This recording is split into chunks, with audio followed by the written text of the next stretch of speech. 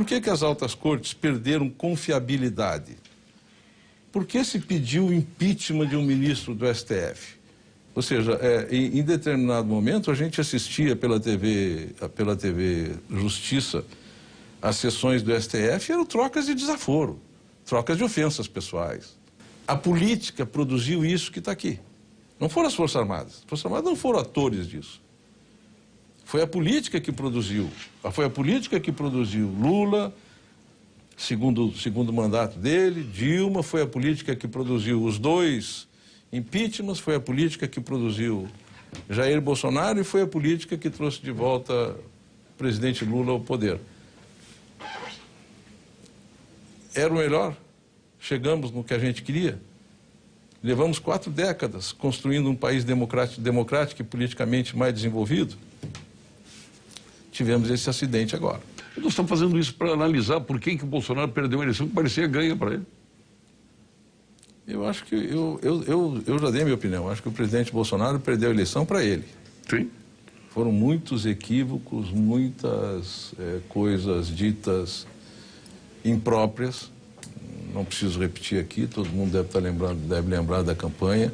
Mas eu acho também, Paulo Sérgio, que ele sofreu uma marcação homem a homem o campo inteiro pela imprensa, parte da imprensa, a Rede Globo foi uma delas, que ultrapassou todos os limites da razoabilidade. Até porque teve coisas que eram mentirosas e aconteciam. Foi colocado criminosos dentro do... Ou seja, vocês lembram das notícias, foram gravações que não existiram no condomínio que ele morava, gente que era qualquer... Enfim, qualquer coisa que acontecia no país era culpa do Bolsonaro e era noticiado com uma lente que amplificava muito o episódio. Eu acho que é preciso reconhecer isso. Acho que é uma questão que essa imprensa que tomou parte na eleição, ela vai ter um dia que explicar isso, né? Mas quando ela se posiciona como parte, eu tenho que duvidar do que vem noticiado. E é o que eu tenho feito. O que a gente viu de novidade na reação do governo ao episódio da Praça dos Três Poderes? Ou seja, existem nos livros, nas matérias, nos livros, nos tratados que cuidam de gestão de crise, todos eles coincidem que tem dois momentos que são sintomáticos e que é preciso rever o que se está fazendo. E são 2 momentos subsequentes. O primeiro é quando a pessoa, a autoridade, o responsável ou os responsáveis começam a se esquivar da culpa. E o passo seguinte é achar o culpado. Então, o que nós estamos vendo em Brasília é a mesma técnica utilizada no Mensalão, no Petrolão e em outros escândalos que aconteceram. Eu não vi, não é comigo, eu não sabia, não me contaram. O que aconteceu em Brasília no dia 8 de janeiro é absolutamente desnecessário qualificar, porque todos nós concordamos que é uma barbaridade, que não podia ter acontecido. Mas está na história de quem era responsável pela segurança daquilo. E quem era responsável pela segurança daquilo, no dia seguinte saiu procurando culpados, para eximir-se da culpa que tem. Essa é uma questão que tem que ser encarada. Recaiu toda a culpa no governo do Distrito Federal. Sim, é muito fácil, o Fábio Augusto, comandante da PM do Distrito Federal, está preso. Temer. O Anderson Torres está preso. O governador está afastado por 90 dias. Então vou te dizer 90 ou 60? Hein? Durante o governo Temer, nós enfrentamos em todos os problemas que aconteceram na esplanada dos ministérios a mesma resistência do governo do Distrito Federal, que era o governador Rodrigo Hollenberg, à época, que era de oposição, era do Partido Socialista Brasileiro.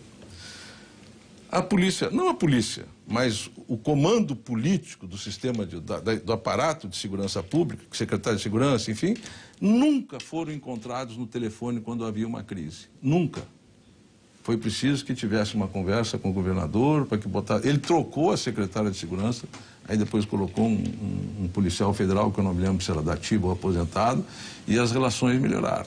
Nós enfrentamos aquele episódio de 3 prédios de ministérios incendiados, o estrago maior foi no Ministério da Agricultura, de dentro do Palácio do Planalto.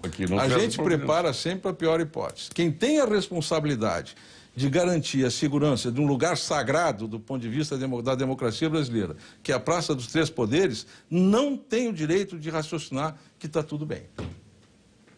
A responsabilidade é e será sempre cumprida pelo critério da pior hipótese. Qual é a pior hipótese? Então, vou estar preparado para a pior hipótese. Não aconteceu, ótimo. Parabéns, vamos tomar um refresco e voltar para casa.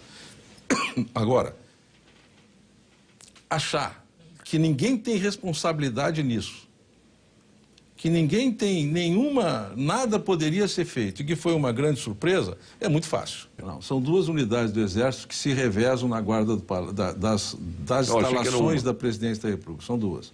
É o Batalhão da Guarda Presidencial e o Regimento Dragões da Independência, o primeiro Regimento de Cavalaria de Guarda. Eles que têm a missão de garantir a segurança das instalações da Presidência da República, não dos três poderes, da Presidência da República.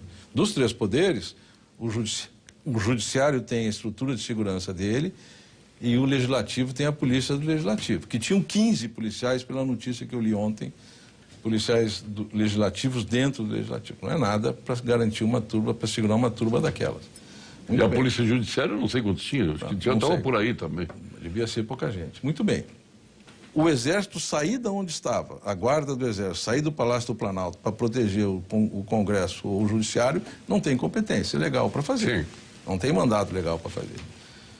O que acontece? Quando há perspectiva, quando há risco, como eu disse, no critério da pior hipótese, a gente põe em reserva mais tropa, pede mais tropa para o BGP ou para o Dragões da Independência e põe em ponto. E usava muito a Força Nacional de Segurança Pública. Eu estou falando do meu tempo.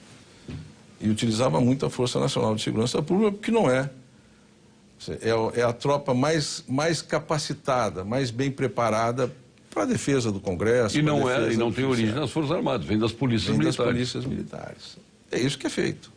Era isso que nós fizemos. Foi assim que enfrentamos diversos episódios, diversos momentos tensos, né? O maior deles, aquele em 2017, quando tocaram fogo nos... Eu acho que o segmento político brasileiro deve muito à sociedade brasileira porque cometeu um erro básico.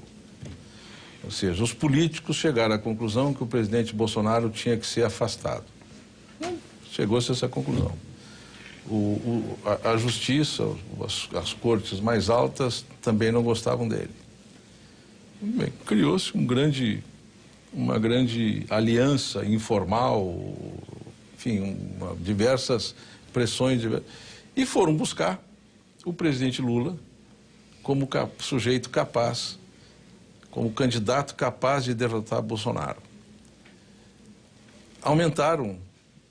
Alongaram a crise que nós vamos viver, porque nós teremos 4 anos muito difíceis, porque a vitória foi apertadíssima, 1, alguma coisa, menos de 2%, alongaram a agonia, trouxeram de volta um presidente que tem coisas muito complicadas nas últimas administrações para resolver, para explicar, e a gente vive um momento muito difícil de prever o que vai acontecer, muito difícil de prever o que vai acontecer para o Brasil. O novo governo, o governo eleito, assumiu e não consegue governar, Paulo Sérgio. Nunca, mesmo antes do 8 de janeiro, e eu dizia antes do 8 de janeiro, um ex-presidente durou tanto na manchete, porque o governo só falava do ex-governo. Ou seja, falar mal do governo incumbente pode até ajudar a ganhar a eleição. É uma tática utilizada para ganhar a eleição, mas não ajuda a governar. É preciso governar. É preciso governar. Então vem numa busca desesperada por culpados e gente para colocar a culpa. O presidente Lula, comandante supremo das Forças Armadas, dá uma declaração clara à imprensa, numa reunião com a imprensa, que não confia nas Forças Armadas.